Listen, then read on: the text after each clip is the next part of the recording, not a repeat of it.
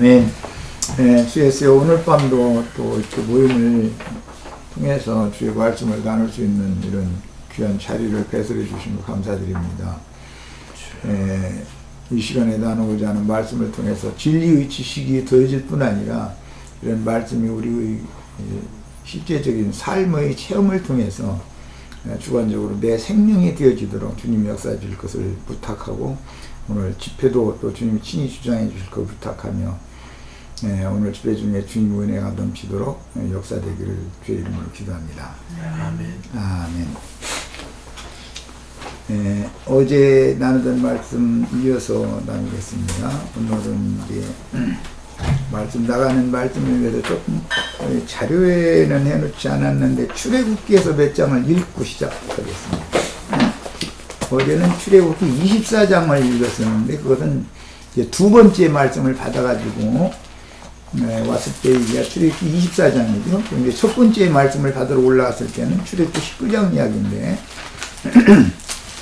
오늘 나누고자 하는 말씀은 이제 구름 속으로 올라갔다가 또 구름 속에서 내려오는 모세가 한 예표가 되었다.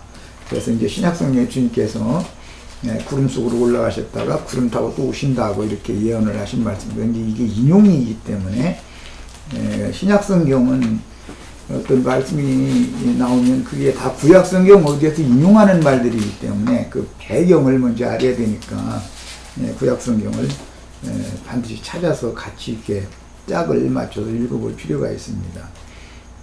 6절, 19장 9절을 보겠습니다. 19장 9절 봅니다. 여호와께서 모세에게 이르시되 내가 빽빽한 구름 가운데에서 네게 임함은 내가 너와 말하는 것을 백성들이 듣게 하며 또한 너를 영영히 믿게 하려 합니다. 모세가 백성의 말을 여호와께 아뢰었으므로 모세에게 이르시되 너는 백성에게로 가서 오늘과 내일 그들을 성결하게 하며 그들에게 옷을 빨게 하고 준비하게 하여 셋째 날을 기다리게 하라. 일단 여기까지 읽어봅니다. 모세는 구름 속으로 하나님을 만나러 올라가셨는데 하나님은 또 빽빽한 구름 가운데에서 모세에게 임하셨다 이렇게 돼 있죠. 그러니까 구름 속으로 모세가 올라갔는데 하나님도 구름 타고 모세에게로 이제 온 거예요. 그래가지고 모세와 이렇게 대화를 나눈 것은 네가 하는 말은 하나님의 그 대언의 영으로서 하나님이 하는 말과 같은 그런 능력과 권위가 있는 말이다라는 걸 백성이 믿게 해주기 하기 위해서 너를 구름 속으로 내가 끌어올렸고 내가 구름 속에 너에게 나타나서 너에게 지금 말을 하는 거다. 이제 내용은 그겁니다. 16절 반절 더 읽어보겠습니다. 19장 폈으니까. 셋째 날 아침에 우레와 번개와 빽빽한 구름이 산 위에 있고 나팔소리가 매우 크게 들리더니 지인 중에 있는 모든 백성이 다 떨더라 그랬어요. 주님이 이게 오실 때는 나팔소리와 함께 오신다고 이제 신약에서 마태복음에서 이제 예언을 하셨는데, 이게 다 출애굽기에서 인용한 말이라는 거, 이제 구름 타고 올 것이다 그 얘기도 이 출애굽기에서 이게 인용한 말입니다. 그러니까 이제 우리는 이제 성경을 보실 때 이처럼 신약 성경은 어떤 말씀이든 구약 성경에 다 있다 이렇게 생각하시면 됩니다. 신약 성경에는 있는데 구약 성경에 없는 경우는 없습니다. 구약 성경에 있는데 신약 성경에 빠진 경우는 덜어 있죠. 왜냐하면 구약 성경은 양이 많고 신약 성경은 압축된 거니까 그렇게 이해를 하시면 됩니다. 자, 이제 어제 나누던 말씀에 이어서 나눕니다. 1페이지 그 하단에서 세 번째 단락 봅니다. 모세가 구름 속으로 시내산에 올라갔다가 구름 속에서 산 아래로 또 내려오는 그림자는 모세가 한 일은 예수님이 하실 일에 대한 그림자라는 것이죠. 모형이고, 훗날 예수님께서 구속을 이룬 후에 부활하셔가지고 지제들과 40일 동안 함께 계시다가 감람산으로 이끄신 후에 구름 속으로 올라가셨죠. 어제 집회 때 사도행전 1장 읽었어요. 예. 구름 속으로 올라가셨다가 열흘 후에 이제 오순절이 열흘 후니까 열흘 후에 예루살렘 교회로 재림하셔서 이제 기독교계는 주님이 아직 재림을 안 하셨다고 이렇게 이제 그걸 고대하는 주님만 믿고 있는데 이게 이제 유대인의 신앙인 것이죠.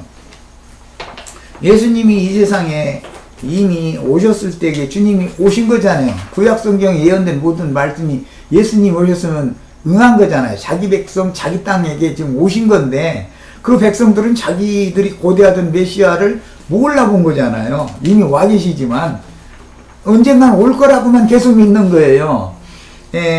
이것이 이제 참 너무 놀랍습니다. 오늘날도 기독교계는 주님은 이미 예언 당신의 그 말씀을 이루기 위해서 모든 그 예언의 완성인 구속을 이루신 후에 영으로 살려주는 영, 생명 준 영이 되셔가지고 지지자들에게 이미 부활의 날 저녁에 오셔서 숨을 내쉬며 가라사대 성령을 받으라 하심으로 새 생명을 다 부어줬어요. 지지자들한테. 그 생명을 얻어야만 하나님의 아들로 인정이 받는 건데 많은 사람들은 생명에 대해서는 관심이 없고 말로는 뭐 생명이라는 용어를 생명을 받아야 된다고 그런 말은 많이 하지만 그게 무슨 의미인지는 성경의 진리를 따라서 정확하게 이게 하나님이 생명을 부어주시는 과정에 대해서 이해가 없기 때문에 이제 그런 분들은 아직 사실은 어떤 면에서는 보면 생명을 받았는지 못 받았는지에 대한 자신 안에서의 성령의 인정, 인침이 아직 확실하지 않다라는 증거가 될 것이고,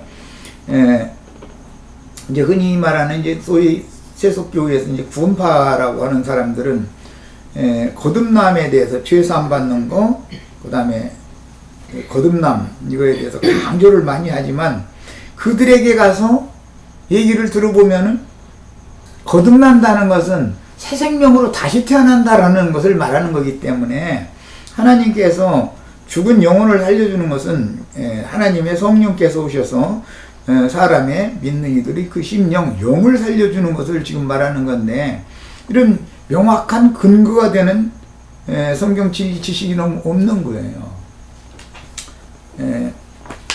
그런 혼잡한 그런 신앙생활을 이제 하시던 분들이 이런 말씀을 새롭게 마음으로 받아들이고 영으로 깨달아서 심령이 다 새롭게 거듭나는 축복도 다 받아야 되겠고 뿐만 아니라 주님이 오신다는 것은 실제로는 말씀이 오시는 건데 이제 하나님이 오시는 거니까 말씀이 오시는 건데 말씀이 오실 때 구약시대에는 그 종 선지자들을 부지런히 보내서 그분이 말씀을 맡겨가지고 말씀을 하게 하셨죠. 모세는 선지자이면서 제사장이었었죠.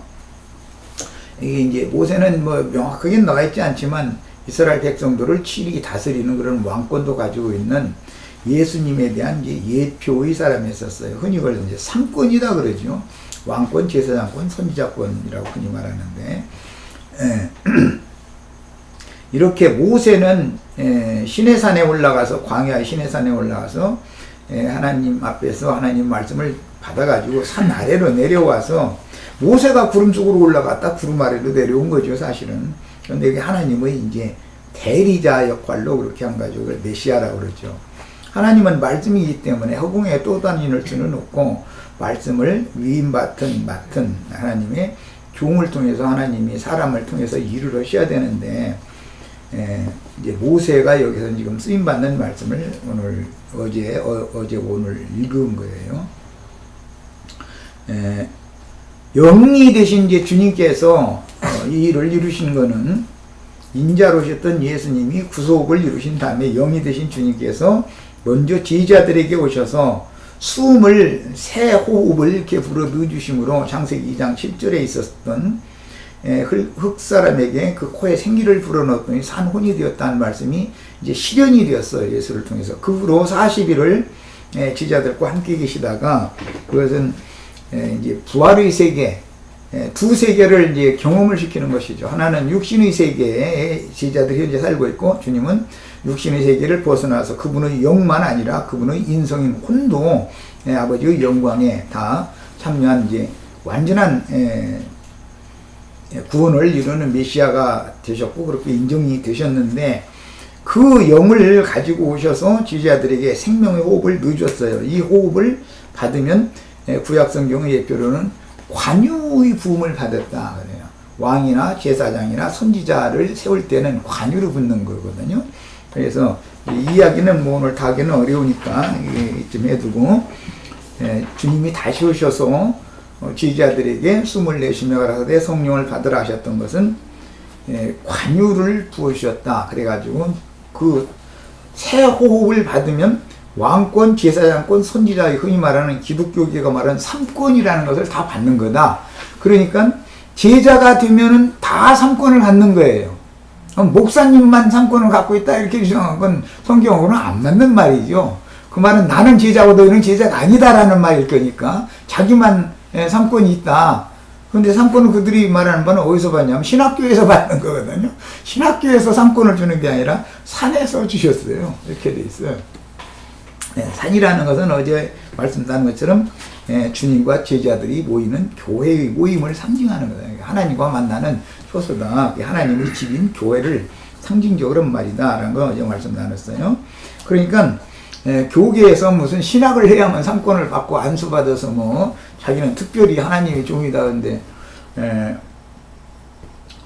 이 관유의 기름 부음을 받으면 누구나 다 하나님의 아들이 되고 하나님의 종들로서 쓰임을 다 받을 수가 있는 거죠. 이제 기본적인 이런 문제를 잘 진리 장비를 다 하고 계셔야 되겠어요. 그 다음에 그 후로 40일이 지난 후로 열흘이 더 지났는데 그것은 승천하신 후에 열흘이 지났다 이제 그 말이에요. 근데 이제 이 승천에 관한 것은 오늘은 간략하게만 다루고 다음에 충분히 다루도록 하겠습니다. 승천이라는 것은 사람의 영이 거듭났을지라도 혼까지도 온전한 구원이 이루어져서 육의 장막을 벗고 시간, 공간의 그런 어떤 제한이 없는 영원하고 완전한 세계, 어떤 한계가 없는 세계, 하나님은 이제 그런 분이니까, 뭐, 흔히 무소부재하시고, 뭐, 전지전능하시고, 이렇게 표현을 하는데, 그분은 무소부재라는 것은 그분이 어디 계시는 특별한 장소가 있는 건 아니다. 이제 그 말이죠. 실제로는 어디에 계셔야 맞냐면, 말씀이 선포되는 곳에는 그분이 항상 같이 계신 것이죠. 그래서 이제 흔히 삼계라고 하는 천상세계에도 그분이 말씀으로 창조한 그 세계에 그분이 지배자고 주관자이고 그래서 주제라고 그런 거예요. 지상세계에서도 인간나라도 사실은 사탄을 하나님이 쓰셔서 마귀를 통해서 인간나라를 이렇게 지금 경영을 하시는 거예요. 그 중에서 또 하나님이 종들을 또 보내서 구속받은 백성들을 교회로 불러 모아서 세상에 있는 교회 중에 말씀이신 주님이 또 함께 계신 거예요.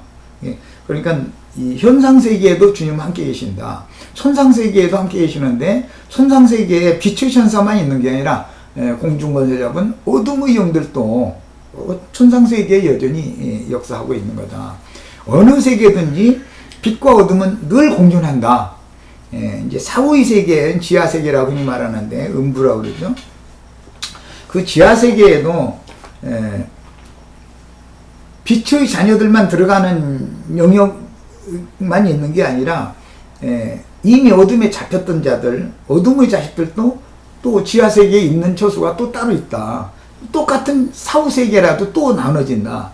언제든지 3계라고 하는 천상세계, 지상세계, 그 다음에 지하세계 이 모든 3계 전체에 하나님이 대주제인데 그 하나님이 누구냐? 이건 예수 그리스도다. 이제 이것을 성경이 계속 증거해 나가는 거고, 그 다음에 모든 계에는 반드시 그 쌍립이 돼 있다. 빛과 어둠, 빛과 어둠, 빛과 어둠이 같이 존재한다. 그런데 그것은 언제까지냐?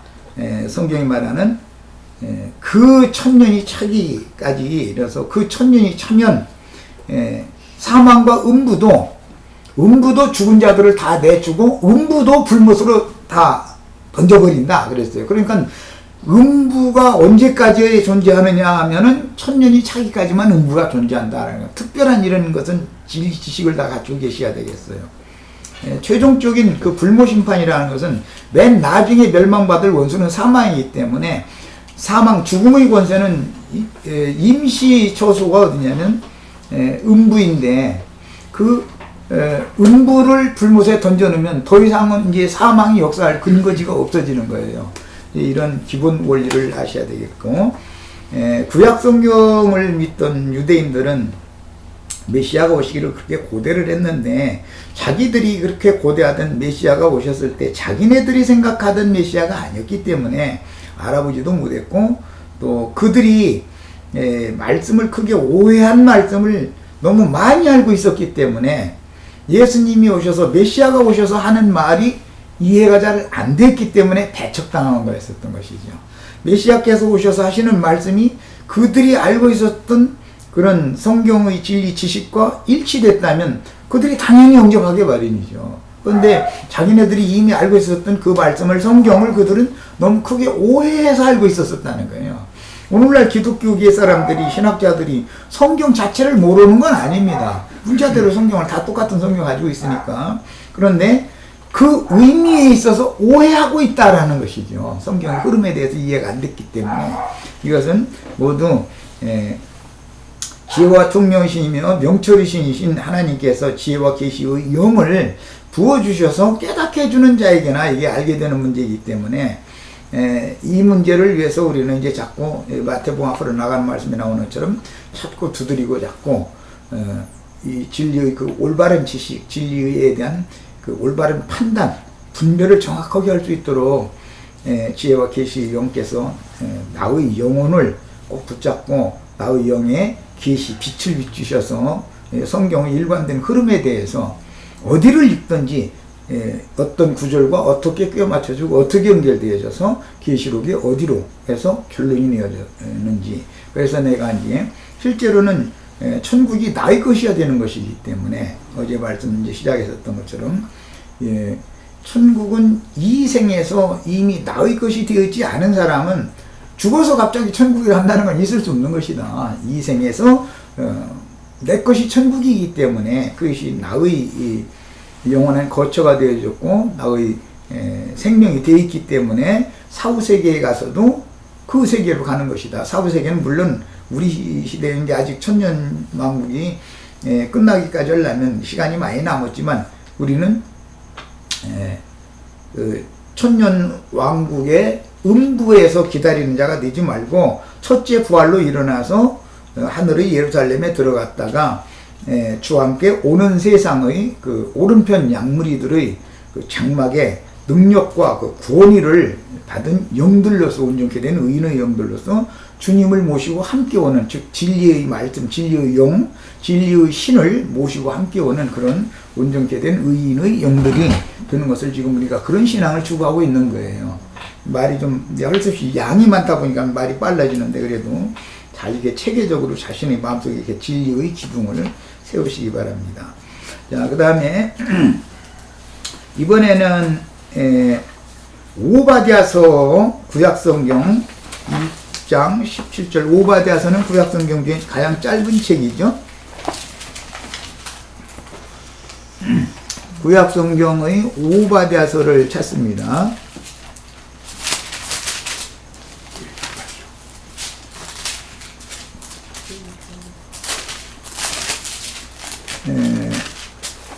페이지 수로 내 책엔 1285면인데 비슷할 거예요. 예. 1285면 다 찾으셨죠? 예, 1285면 1장 17절로 18절을 줄쳐가면서 아주 집중해서 읽으셔야 돼서 매우 중요한 구절이기 때문에 그래요. 자, 오직 시온산에서 피할 자가 있으리니. 모세는 어디 올라갔죠? 시내 산에 올라갔어요. 그런데 신약 주님이 승천하셨다고 하는 것은 하늘의 시온산으로 올라가신 것을 말하는 거예요. 그러니까 이제 이 두 산 얘기가 나오면 광야의 시온산이 있고 가나안 땅에 헬몬산이라는 산이 있어요. 저 팔레스타인 땅의 저 북부에. 그런데 그 헬몬산을 시온이라고 불러요. 그것은 이제 신명기 4장 48절이든가 거기에 나오는 말인데, 이런 그 중요한 진리 지식은 장절도 다 암기할 수 있도록 그렇게 잘 성경을 장별하고 계셔야 되겠어요. 주님이 다시 오실 때 로마서 그 끝에 16장에 보면은 11장 그 끝부분에 보면은 주님이 다시 오실 때 시온에서 오신다고 돼 있어요. 그러니까 이 시온산이라는 데 관심을 집중하셔야 되겠죠. 히브리서 12장에 보면 너희가 이르는 것은 하늘의 예루살렘과 하늘의 시온산에 너희가 이르렀다 이렇게 돼 있죠. 예. 그러니까 이제 이 오바댜서가 중요하기 때문에 그걸 같이 봅니다. 오직 시온산에서 피할 자가 있으리니 그 산이 거룩할 것이요 야곱 족속은 자기 기업을 누릴 것이며 야곱 족속은 불이 될 것이며 요셉 족속은 불꽃이 될 것이요 에서 족속은 지푸라기가 될 것이라. 그들 위에 붙어서, 그러니까 불꽃이 요셉 족속의 불꽃이 에서 족속에게 불이 붙는다 이제 그 말이에요. 붙어서 그들을 불살할 것인즉 에서 족속에는 남은 자가 없으리니 여호와께서 말씀하셨습니다. 그랬어요. 에서와 지금 야곱을 여기 대조시키고 있죠. 야곱의 형이 에서잖아요. 그런데 야곱 족속이 에서 족속을 지금 불살라서 심판하러 온다는 거잖아요. 그런데 어디서 온다고 되어 있어요? 시온에서 온다는 거예요. 시온에서. 우리 형제 자매님들이 온전케 된 의인의 영들이 되면은 불꽃 천사들이 되는 거예요.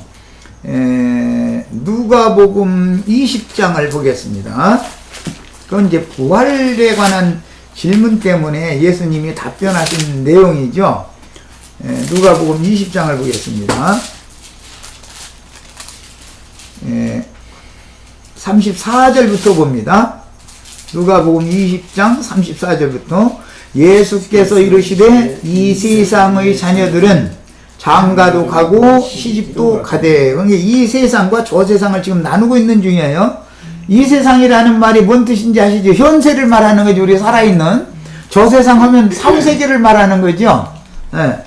자, 시집가고 장가가되 저 세상과 및 죽은 자 가운데에서 부활함을 얻기에 합당히 여김을 받은 자들은, 죽은 자들, 예수를 믿고 죽었는데 첫째 부활에 참여할 자들이 있고 천년이 차기까지는 다시 살아나지 못할 자들이 있는 거예요. 사후세계 음부라고 하는 것은 천년이 차기까지 그게 대기하는 장소단 말이에요.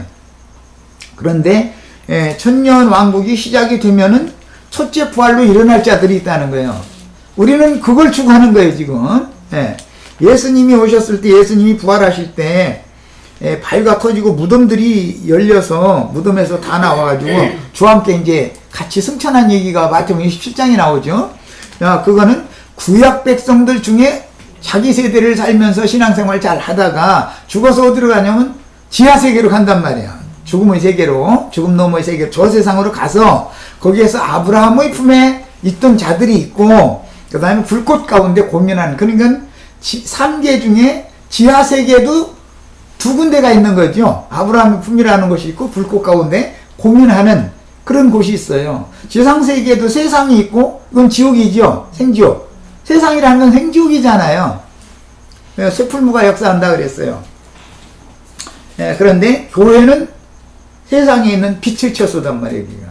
세상은 어둠의 처소인 것이고 천상세계에도 마찬가지다. 빛의 천사들도 있고 공중권세 잡은 그 악의 영들, 어둠의 영들이 세계도 있단 말이에요. 천상세계에서도.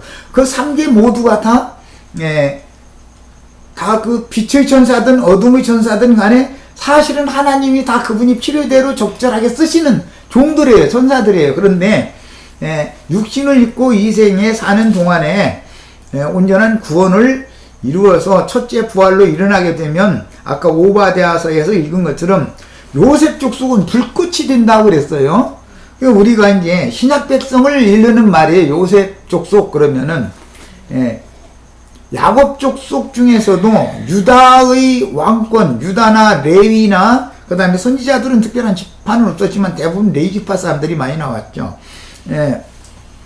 이렇게 삼권을 율법에 따라서 가지고 있던 그런 사람들이 구약 시대에도 있었었어요. 그런데 이제 그들은 다 이 이스라엘 모든 백성들에게 영광을 받고 추앙받고 하는 그런 많은 무리가 따르는 자들과는 다른 소수의 어떤 무리들이었었죠. 그랬는데 그들이 예수님의 부활 때 먼저 일어난 자들이 있었어요. 그런데 그들은 자기 세대의 구원을 이룬 다음에 어디가 있었느냐면 음부의 아브라함의 품에 가 있다가서 예수님 부활할 때 일어난 거예요. 그런데 이제 예수님이 교회 중에 재림하셔서 교회와 매 세대 함께 계시다가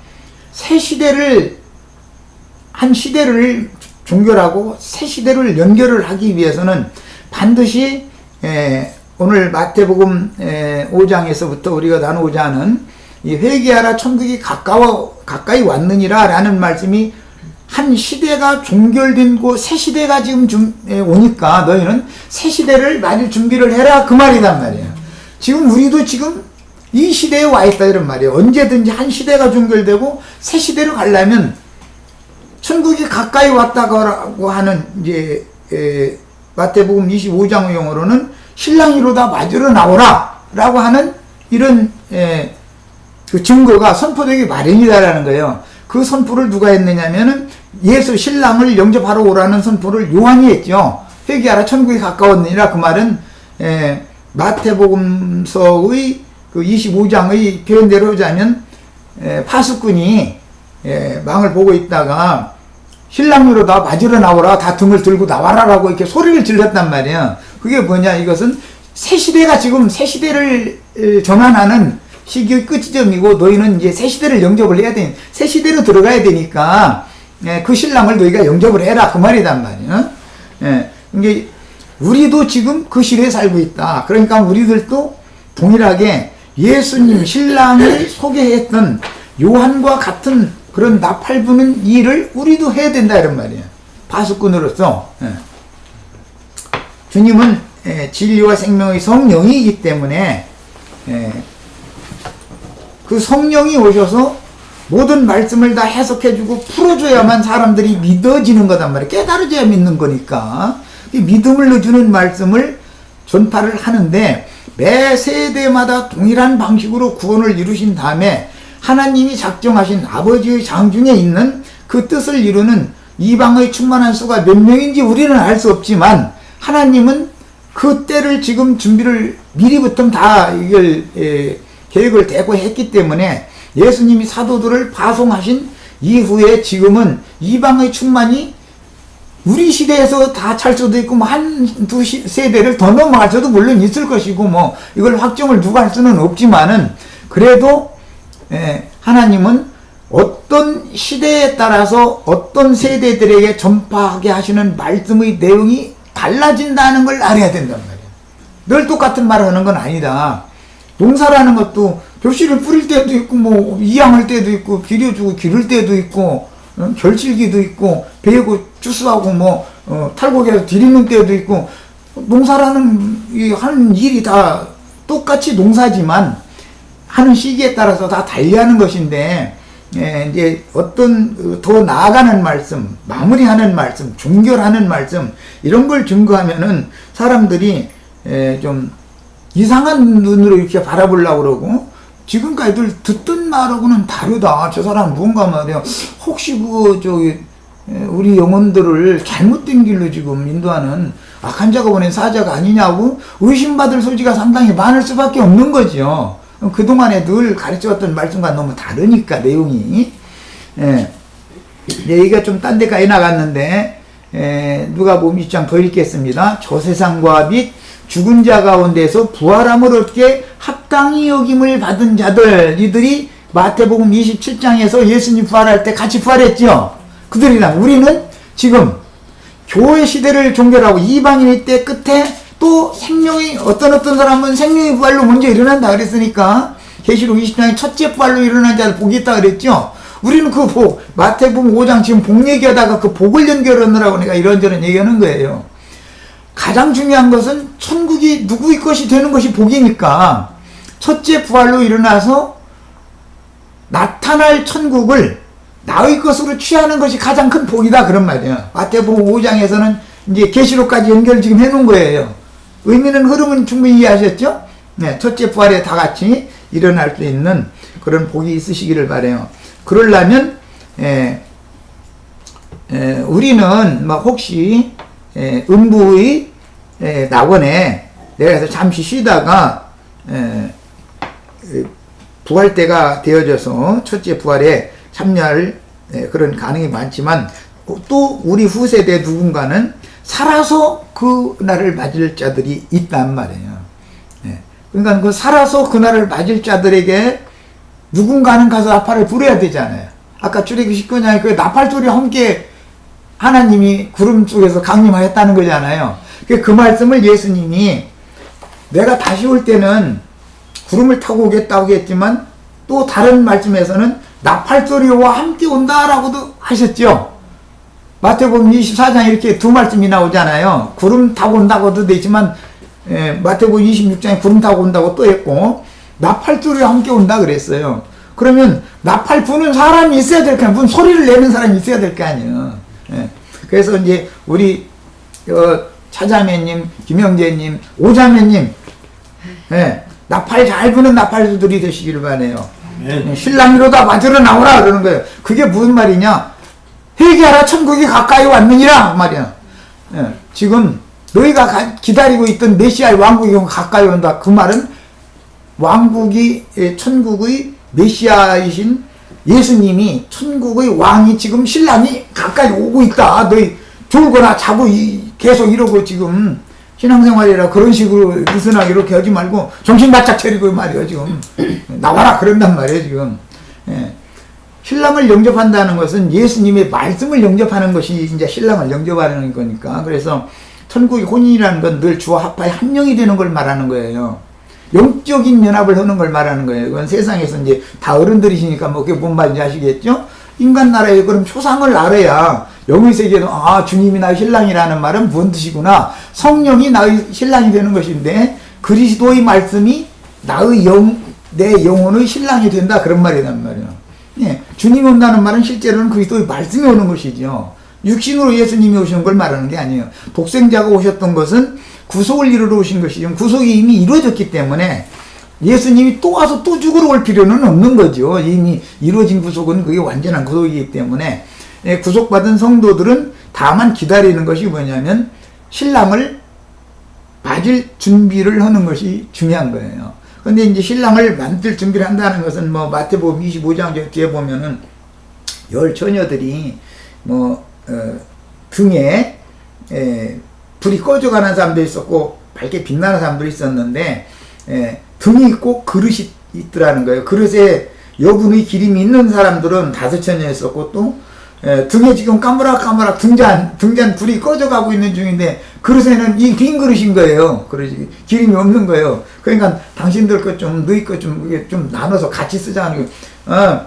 지금 있는 내 거 너한테 나는 좀 나도 무지라 너도 무지라 그러니까 차라리 너는 빨리 가서 사라고 그랬다는 거예요. 우리가 지금 금기름 파는 집이잖아요. 그런데 금기름 꼭 판다고 하면 좀 돈 내라는 소리인가 싶어 할까면서 금기름 붓는 집 그런 거예요. 기름 사러 간다고 그러면 어디 주유소 가라는 소리인가 또 여기가 주유소예요. 미국에는 여기가 주유소예요. 그렇게 생각하시면 돼요. 그런데 그게 신랑을 맞으러 가는데 필요한 그런 기름이니까 금이라는 소리가 금이라는 제일 가치가 있고 귀하다는 뜻이잖아요. 거룩한 성 새 예루살렘 우리 영원한 거처인 그 하나님의 집은 금집이다. 다 금이라는 것은 최고의 가치성을 말하는 거예요. 존귀성을. 그래서 기름도 기왕이면 그런 금기름을 다 준비들을 다 우리들 자신이 먼저 하셔야 다른 사람들한테 나눠줄 것도 있죠. 그런데 열왕기 말씀에 보면은 선지자가 과부집에 가가지고 그릇들 다 빌려오라 해가지고서 기름을 이렇게 그냥 부으니까 그릇마다 다 채워지더라는 거잖아요. 오늘 우선은 먼저는 이제 내가 우리 형제 자매님들 그 그릇에다가 이렇게 채워주면 형제 자매님들이 또 다른 그릇들 빌려다가서 다 채워주셔야죠. 이런 것이 이게 성경이다 연관되는 말이다. 신부를 단장한다, 뭐 준비한다, 시집갈 준비한다 했었지만 좀 그것은 뭐 우리 지체들은 그래도 많이 들었을 거니까 인터넷상에서 죽음을 준비하는 걸 말하는 거예요. 시집갈 준비한다라는 것은 죽음을 너 이제 이 생에서 사는 동안 이 말씀을 지키고 진리의 신앙을 지킬 뿐 아니라 이 진리를 증거하기 위하여 많은 사람들한테 나가면 복받는 비결이 마태복음 5장 마지막 복 이야기는 이 천국 복음 때문에 박해를 받으면 복이 있나니 하늘에서 상이 크다 그랬어요. 그 복을 지금 나는 첫 번째 복부터 이제 마지막 복까지 다 오늘 다 빌어준 날이에요. 지금 복 다 받으셨죠? 아멘. 깨달았으면 받은 거, 못 깨달았으면 이제 다음에 또 이제 본 기회가 또 있으면 그때 받으셔야지. 오늘 못 받은 거고. 자, 그 다음에 이제 덧보겠습니다. 그들은 다시 죽을 수도 없나니 이는 천사와 동등이다. 하늘 천사들보다도 이 사람이 썼는데 천사가 된 거잖아요. 그러니까 시집을 간다는 것은 천사와 동등이 된 상태가 아니면 시집을 못 가는 거죠. 신랑이 우리를 데려간다는 뜻은 육신적으로는 이 세상 그만 하직시킨다는 뜻이고 그 속에 온전케 된 영혼들을 데리고 간다 그 말이죠. 아버지 집으로 데려간다 그 말이에요. 그게 장가들러 오신 목적은 우리 데려가시려고 오는 거예요. 그래서 마태복음 24장 25장의 추수 말씀을 결론적으로 할 때는 하나는 데려감을 당하고 하나는 버려둠을 당한다 그랬어요.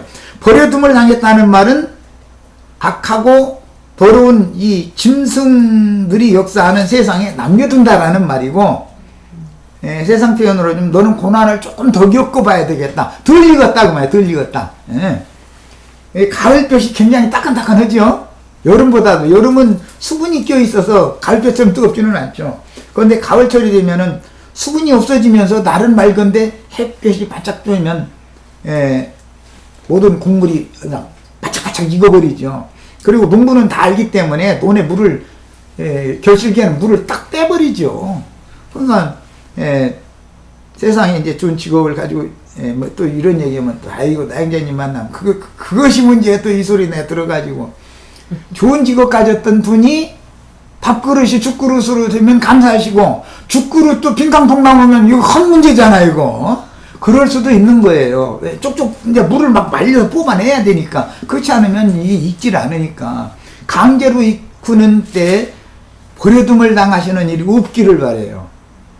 미리미리 좋은 환경에서 다 미리 익어가지고 만물 첫 곡식으로 익은 것은 먼저 데려가는 거잖아요. 그게 부활의 처음 익은 열매로 먼저 일어날 자들이다 이거예요. 첫째 부활에 일어날 자들이다. 나는 자꾸 이걸 가르치는 거예요. 지금 기왕이면 이렇게 편안하게 누가 우리 여기서 모임 가졌다고 누가 고자질에 와서 붙잡아다 매지르는 사람 없잖아요. 지금 얼마나 좋아요. 여기서 찬송했다 해가지고 뭐 당신 말이요 지나가는 사람들 시끄럽게 동네 사람들 시끄럽게 찬송했느냐고 경찰이 와서 뭐 찬송 못 오게 하고 이런 것도 없잖아요. 얼마나 지금 행복한 시절이에요.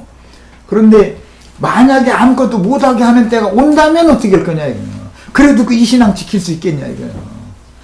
그거 그렇게 그래도 난 이길 수 있다 이러신가면서 아이 구태 난 그래도 좀 버려둠을 좀 잠시지만 당겨봐야 되겠다고 이렇게 우길 필요는 없는 거죠. 기왕이면 데려감을 받는 자가 되셔야죠. 그게 누구냐?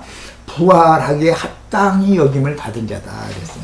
예수님의 표현에서는 우리는 다 이 첫째 부활, 가장 좋은 부활로 일어나는 그런 지체들이 다 되셔서 이제 첫째 부활로 일어난 자들은 장가드는 자들이 되는 거예요. 예수님이 실제 장가든다는 말은 형제 자매님들이 오는 세상의 오른편 양무리들에게 능력의 영으로 임하는 것을 말하는 거예요.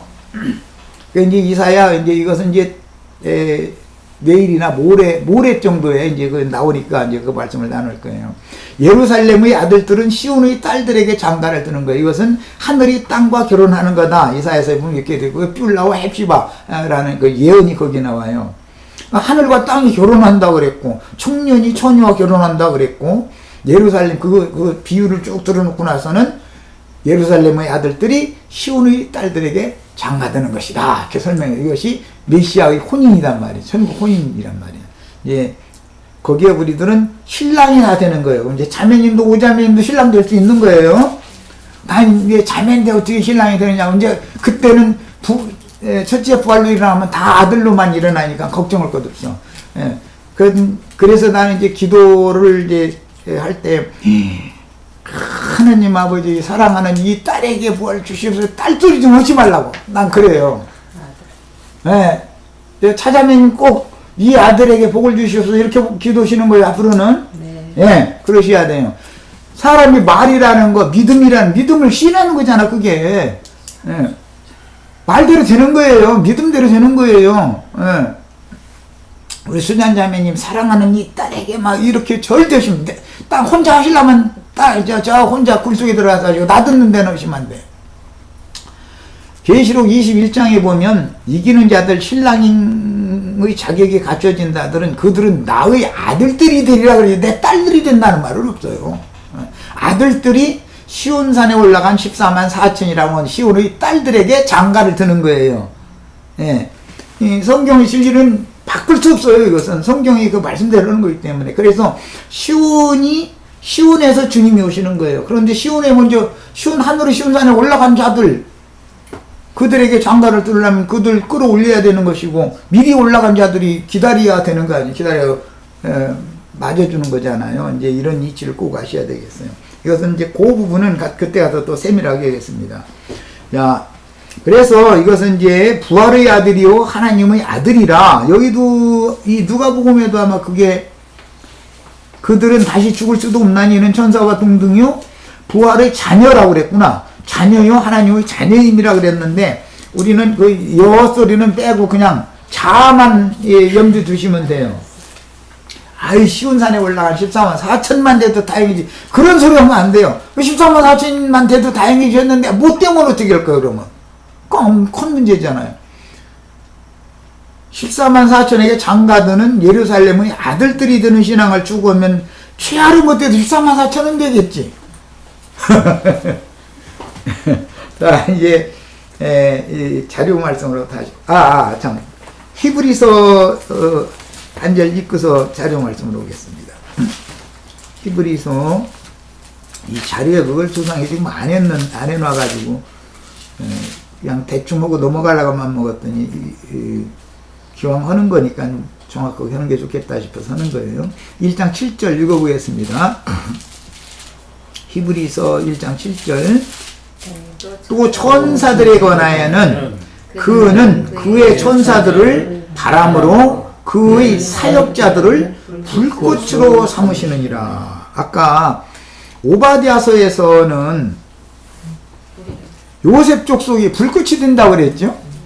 그러니까 요셉 족속은 그냥 육신이 몸을 입은 그 불꽃 천사들이 된 것이지, 그냥 지음받은 육신이 몸을 입은 적이 없는 불꽃 천사들이 아니잖아요.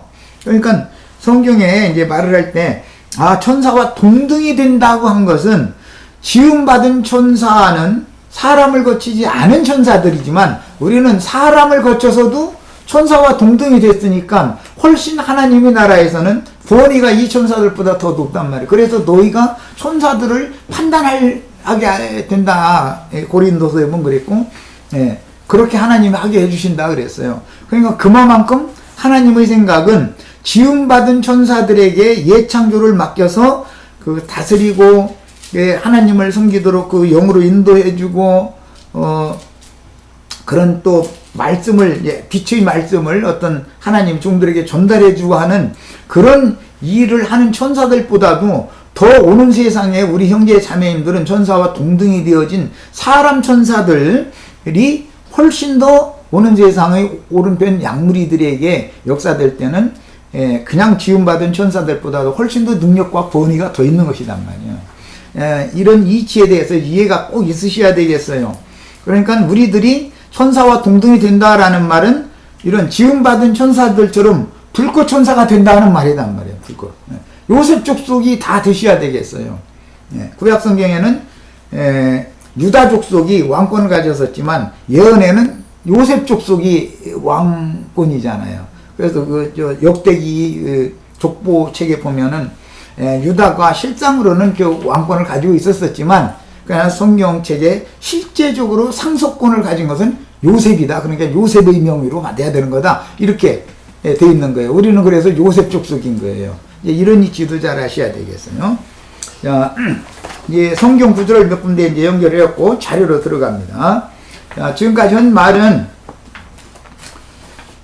구름 타고 오시는 주님에 대한 것을 이해시키느라고 하는 말인데, 불꽃 천사들이 된다라는 말은 또는 주님을 태우고 오는 세상에 내려오는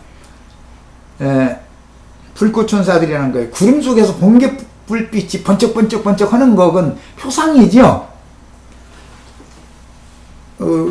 깜깜한 흑암의 구름 속에서 소나기 같은 거 올라오면 막 번개불 쳐가면서 번쩍번쩍 해가면서 오잖아요. 불꽃이.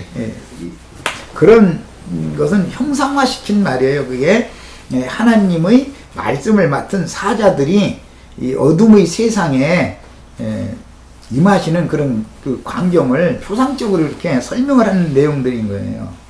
자, 그래서 이제 모세가 이제 자료로 갑니다. 구름 속으로 시내산에 올라갔다가 구름 속에서 산 아래로 내려오는 그림자는 훗날 예수님께서 감람산에서 승천하실 때 구름 속으로 올라갔다가 오순절 때 예루살렘 교회에 재림을 하셨다. 육체로 오셨을 때 초림하셨죠?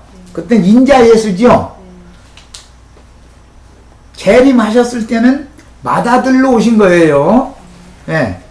인자로 오신 게 아니죠. 이제는 인자 같은 이지 뿐만 아니라 모든 능력의 천사들을 대동해서 왔다 이거예요. 그 능력의 천사들은 그럼 누구냐? 그게 불꽃 천사들이다 이거. 구약 시대에 예수님 부활할 때 함께 부활했던 음부에서 아브라함 품에서 첫째 부활로 일어났던 그 능력의 영들이다 이거예요. 엘리야가 보냄을 받을 때 엘리야에게 영을 부어주신 그 엘리야의 심령과 능력으로 왔다 이렇게 돼 있죠. 두 가지죠. 자, 제자들이 영을 2번 받는 얘기가 나와요. 아까 요한복음 20장 그 22절이죠. 거기 보면은 부활의 날 저녁에 제자들에게 오셔서 숨을 내쉬며 가라사대 성령을 받으라 그러셨죠.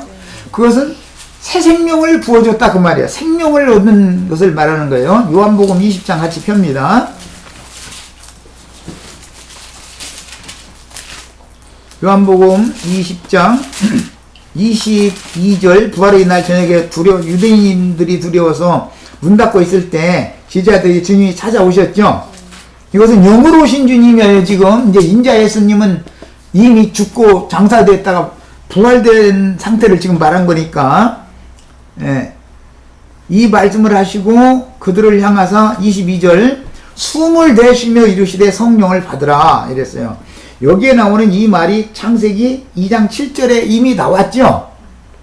흙으로 사람을 빚은 후에 그 코에 생기를 불어넣은 산혼이 되었다. 여기 나왔던 말이에요. 그런데 그 첫 번째 것은 실패했는데 여기서 이건 완전한 거단 말이에요. 이제 이건 관유를 붙는 얘기를 하는 것이기 때문에 이게 완전한 거예요. 이건 생명을 지금 받았어요. 그래도 아직 생명은 얻었지만 능력으로 덧입고 있지 않기 때문에 죽는 것이 두려워서 나가서 전도를 담대하지를 못해요. 아직 능력이 없어요. 생명은 있지만. 이제 누가복음 24장을 보겠습니다. 이렇게 생명을 받은 제자들에게 누가복음 24장에 보면 너희가 예루살렘을 떠나지 말고 좀 더 기다려라 이랬죠. 요한복음 20장 읽은 그 생명의 호흡을 받은 날 이후로 40일 동안 같이 계시다가 그 다음에 감람산으로 데려가서 승천하셨다가 오순절날 다시 오시죠. 그 오순절날 오실 때는 생명을 주러 오는 게 아니죠. 제자들에게는 뭘 주러 오는 거예요? 능력을 덧입혀 주러 오는 거예요. 자, 누가복음 24장 보겠습니다. 48절 49절 읽겠습니다. 누가복음 24장 48절 49절 읽습니다. 볼지어다 내가 내 아버지께서 약속하신 것을 너희에게 보내리니 너희는 위로부터 능력으로 입혀질 때까지 이 성에 머물러 있으라 하시니라. 예루살렘 성을 떠나지 말고 아직 좀 더 기다려라. 그럼 뭔 뜻이죠? 오순절에 제자들이 오는 건 능력이 덧입혀지는 것이다 그 말이죠. 왜 내가 이야기를 하느냐면은 오는 세상에 형제 자매님들이 불꽃천사들 능력의 영이 되어져 가지고 천년기의 왕국의 땅에 하나님의 백성들을 위해서 위에 임하실 때 주님과 함께 오실 때 능력의 영으로 와야 된다 이 말이에요. 그래 그 불꽃천사다 그랬어요. 그럼 왜 불꽃천사를 능력의 영이라고 그랬는가? 육에 속한 것, 옛사람에 속한 것은 불살라버리는 거예요.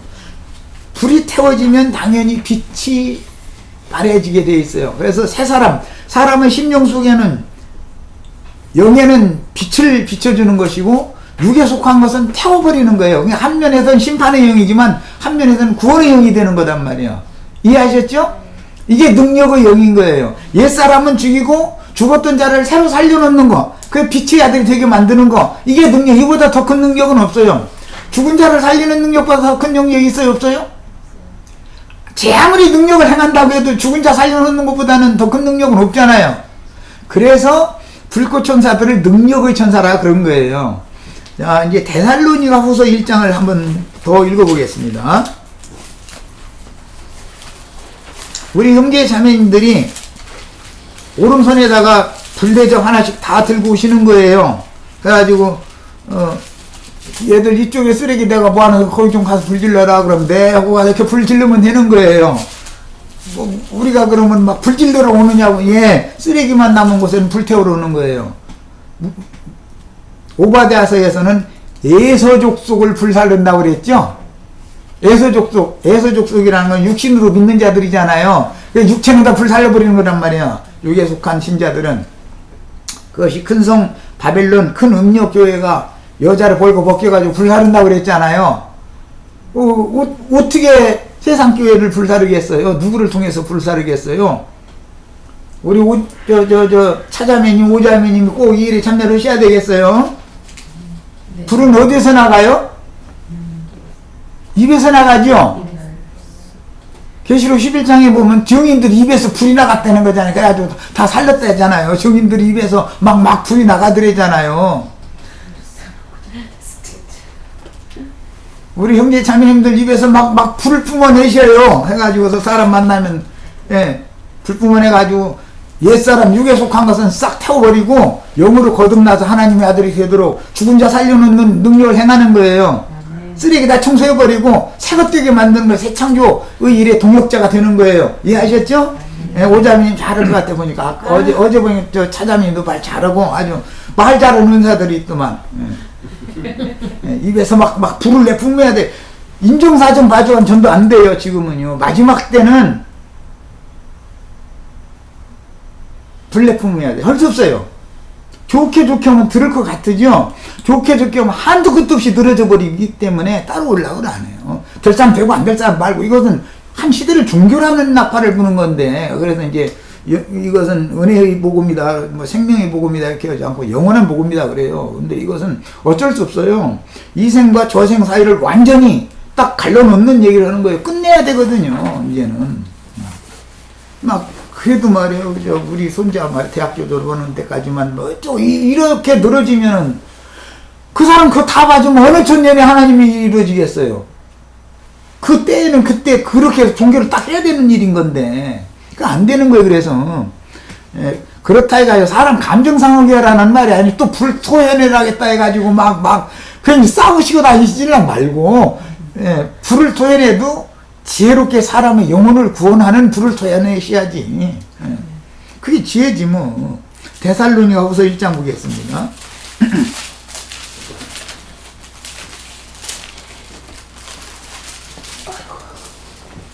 이게 마태복음 5장 복 받는 얘기, 지금, 우리 지금, 나 여기 LA 괜히 온 거 아니에요. 우리 지체들은 복 주러 온 거예요.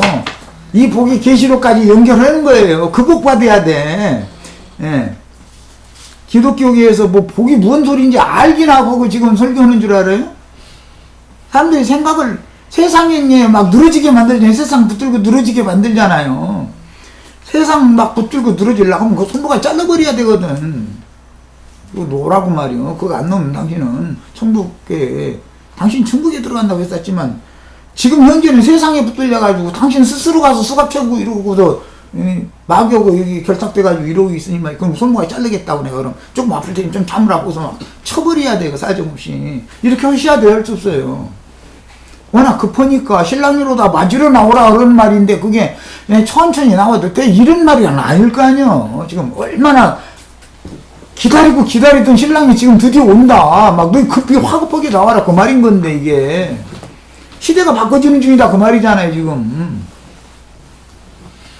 자, 저기부터 데살로니가 후서. 네, 전서를 펴놓고 있네. 후서 1장. 예. 6절부터 읽겠습니다. 너희로 환난을 받게 하는 자들에게는, 마태복음에서는 핍박하는 자라고 돼 있죠? 박해하는 자. 우리가 환난 받는 것은 먹고 사느라고 고생하는 걸 말하는 게 아니에요. 세상 교회 사람들은 막 수고하고 무거운 짐진지하더라, 환난 받는다더라, 막 이래서 하면 막 눈물 흘리고 막 이래서 하는데, 그렇게 혼적으로 그렇게 취하시면 안 돼요. 성경은 전부 하나님은 영이시기 때문에 영의 말을 하는 거예요. 먹고 사느라 고생하는 사람 하나도 없어요. 나름대로는 다 고생해요.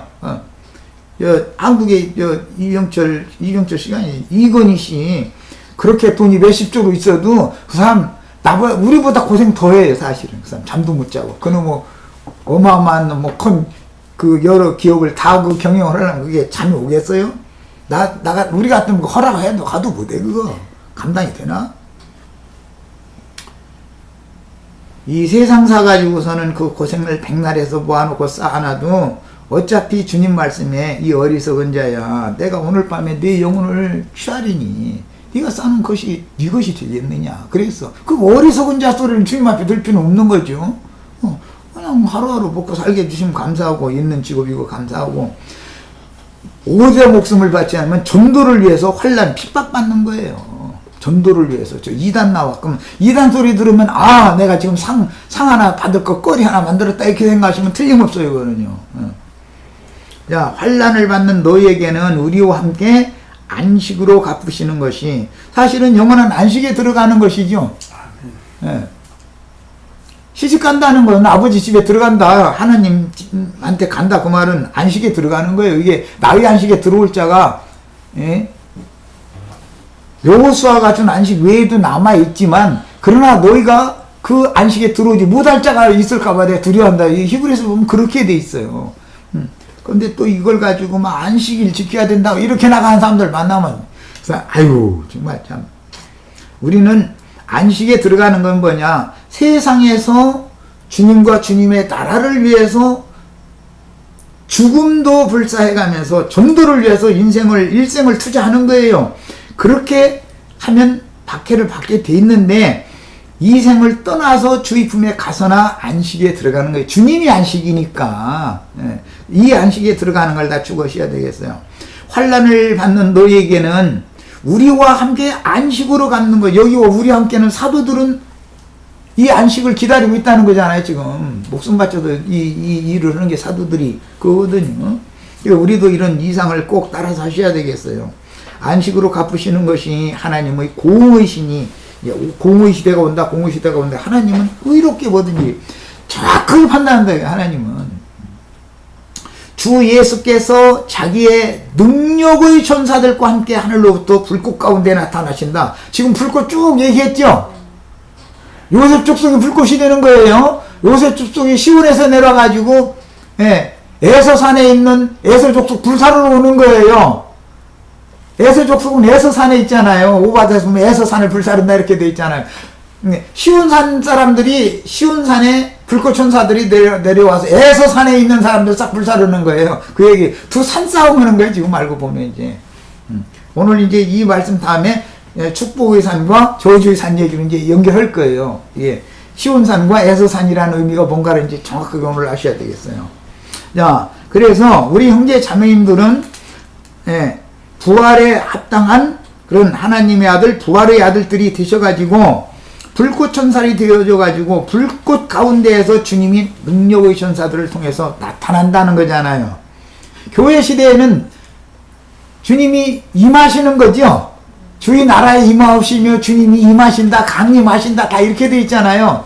그러나 주님이 오는 세상에는 나타난다 그랬어요. 나타난다. 천국은 임하는 천국도 있고, 이건 이방인일 때 교회 시대 임하는 거고, 오는 세상에는 나타나는 거단 말이에요. 나타나는 거예요. 영광 중에 이게 나타나는 거예요. 그러니까 우리 형제 자매님들 불꽃 천사들이 되어져야만 형제 자매님들을 통해서 주님의 영광이 오는 세상에 나타나는 거다 그런 말이에요. 네. 그러려면 나팔을 잘 부르셔야 돼. 근데 나팔을 불면 막 불꽃이 막 튀겨 나가는 거예요. 그래가지고 막 에서산 가시나무들 다 불살라 버리는 거예요. 에서산은 불사름 당하는 건 이제 가시 엉겅퀴다 그랬는데, 에서산에 있는 족속들은 하나님 보시기엔 전부 그게 가시와 엉겅퀴 나무들이다. 이거 다 불태버린다는 거예요.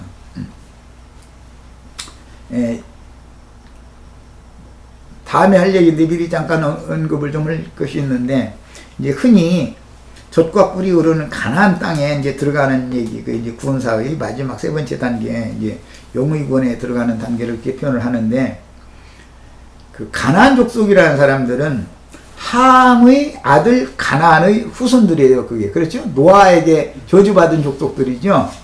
자, 그러면 젖과 꿀이 흐르는 가나안 땅이야 되는데, 원래 그게 아담을 지은 땅이잖아요. 그 땅의 동방에 에덴 동산이 창설됐던 그 땅의 중심부에 에덴 동산도 있는 거예요. 동방부에. 자, 이제 기초가 여기서부터 온 건데, 그 에덴 동산이 어제 말씀의 중심 주제는 뭐였냐면, 하나님과 범죄하기 전의 아담 부부가 하나님과 함께 그 동산에 살면 축복의 동산이지만, 축복의 산이지만, 거기에서 뱀이 들어와서 아담 부부를 타락시키고, 뱀의 후손의 이제 대표가 되는 이제 가인부터 따지는 건데, 가인의 길을 행하는 자들이다 그랬어요. 그게 아담 부부는 구속의 옷을 입혀서 에덴 동산에서 쫓아내버리고, 그 안에 있는 자들은 전부 사실은 알고 보면 롯 땅 사람들이다 그래가지고 저주받은 땅 사람들이다 이거예요. 가인에게는 저주가 그 땅에 배나 임해가지고 땅이 효력을 내지 못한다고 그랬잖아요. 그 롯 땅이라고 했어요. 그런데 그거 상징이다. 원래는 그게 가나안 땅이어야 되는데, 하나님의 백성들 들어가서 하나님과 함께 살아야 되는 땅이니까. 그런데 저주받은 함의 곳은 가나안의 자손들이 거기서 번성하고 있다 이거예요. 그러면 하나님의 백성들을 애굽에서 연단 시험 거친 다음에 불러내가지고 광야 그 시험을 거친 다음에 가나안 땅에 데려다 놓는 목적이 뭐냐? 거기는 그 가라지, 가시와 엉겅퀴 나무로 상징되어진 그 가라지 족속들, 가나안 7 족속들을 전부 몰아내는 거단 말이에요. 그들을 멸하는 거예요. 그리고 그 땅을 새로 갈아엎고서 그 땅에다가 이스라엘 족속의 씨를 새로 심는 거예요. 12 종자의 씨를 다시 심어서 천국 농사를 그 땅에다 하는 거예요. 새 땅에다가. 이것이 구원사단 말이에요. 이스라엘 백성들은 그러니까 그런 걸 염두에 두셨고, 예수님이 구약시대의 그 구원사를 주님이 이제 마태복음 13장에서 해석을 해 주실 때, 좋은 씨는 천국의 아들들이요, 가라지는 악한 자의 아들들이니라 그랬어요. 세상은 밭이요, 이렇게 해놓고. 야, 그러면 우리는 다 좋은 씨들이 돼야 된단 말이에요. 기독교계라고 하는 것은 원래는 주님의 교회는 그게 복받은 땅이잖아요. 주님의 교회는. 그런데 그 땅에 원수 족속이 번성을 했다 이거예요. 가인의 길에 행하는 자들이 지금, 목사님들이 다 가인, 다는 아니겠지만은 다일 수도 있고, 가인의 길에 행하는 자들이잖아요. 저주받은 족속들이다. 왜? 육신에 있는 자들이다 이거예요. 저주의 산에서 늘 돼지, 아까 이거 산에서 돼지 치는 얘기가 있다고 그랬는데, 그들의 산에는 돼지 때만 해가지고 그냥 모여서 기도합시다 하면 막 꿀꿀꿀꿀꿀 사방에서 막 그냥 뭐 내놓으라고 하나님이 아주 그 사람들 전 세계에 기도만 하면 입만 벌리면 하나님이 그 사람한테 입 채워주느라고 사방에 찾아다니라고 하나님 바빠 살도 못해야죠. 그 왜 그래요? 그들이 믿는 신은 참 하나님이 아니라 배를 채우는 신이다. 배 채우는 신. 욕심 채워주는 신으로 오해하고 있는 거다란 말이야. 그들은 그런 돼지떼들이 먹는 산도 있단 말이야. 그래서 그게 저주받은 산이다 원래는. 그러니까 가나안 땅이라는 것도 원래는 하나님이 무조건 저주를 한 게 아니죠. 범죄가 없으면 저주라는 게 오질 않는 거예요. 노아에게 저주의 저주를 받은, 2번 저주를 받은 그 족속이, 함은 1번 저주를 받았더만 함의 아들 가인은 2번 저주 받잖아요. 응? 그래가지고 저주의 저주가 이제 되어져서 2번 저주 받은 게 가인 족속인 것이거든. 아담 1번만 저주를 받은 것이고, 6은 이제 이 흑사람은 전부 이제 함으로도 상징을 하니까 이게 상징된 거예요. 그런데 함족 중에도 갑절로 저주받은 족속이 가인이다. 함족의 장자잖아요. 이게 가인 계보에 들어가는 거잖아요. 상징이요. 예, 이 가인 족속은 저주받은 땅에서 나는 가시와 은봉키로 상징된다 이거예요. 이것을 싹 이제 예레미야서에 보면 그 저주받은 땅에서 돋아나는 가시와 은봉키를 막 작벌하는 얘기 나오죠. 막 다 뻘어다가 어떻게 해요? 햇빛에서 말려가지고서는 불살라버려야 되잖아요. 누가 불살려야 돼요? 우리 차자매님 잘할 것 같아요. 담대하게 하세요.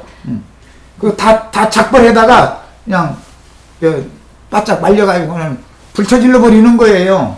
가시 원봉기 그 태우면 거르면 돼. 거기 이제 그 다음에 이제 생기기를 하는 거예요. 땅 갈았고 나서 거기다가 천국의 아들들 씨를 갖다가 심는 거예요. 우리가 받은 말씀을 거기서 심는 거예요. 이렇게 해서 천국 농사를 실현하는 거예요. 이것이 구원산 거예요. 이거 영적 최종적인 구원이에요. 예, 이제 뭐 다음 시간에 할 것까지 자꾸 얘기를 자꾸 대충이라도 이렇게 운을 띄워놔둬야 나중에 나가는 말씀을 들으면은 그런 구절 성경을 읽을 때, 아, 이게 그런 의미구나. 아, 이게 성경이 예수님이 괜히 그런 말 한 게 아니구나라는 것을 이해할 수 있으니까 그래요.